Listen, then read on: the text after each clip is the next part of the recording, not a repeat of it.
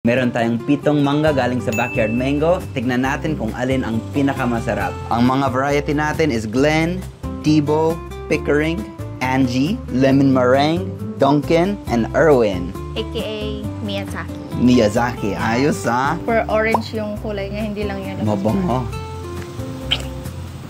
Oh, wow. Parang asukal sa tamis. Okay, ito ang pangalawa, Tebow. AKA Young. Ito, I think, medyo may asim ta ng konti.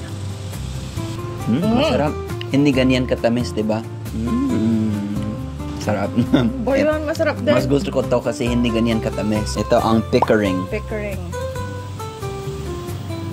Smooth nga. Ooh. Wait lang. Ito medyo light ng... Para siyang melon. Ang tamis din, kaya lang ma-fiber lang siya. Yan, no? Lahat masarap. I think mahilig lang ako sa mangga. Angie. Angie. I think matamis din to kulay orange na. Oh. Ano yan? Saglit, may naalala ko sa mangga na to. May mangga kaming ganito doon sa pinakadulo. Masarap. Sakto yung asim at tamis. Lemon meringue. Oh, malambot. Para siyang cherry moya. Diba? Ganyan kalambot. Parang may pagkabayabas ng konti. Yung sobrang hinog na bayabas. Tama. Pang-anim. Oh, ito ang pinakamalaki. Ito, malaki siya. Wow! Masarap siguro to pag may asin. More on maasim kaysa matamis, no? Masarap pag may asin. Ang smooth niya. Ang sarap. Wow, okay.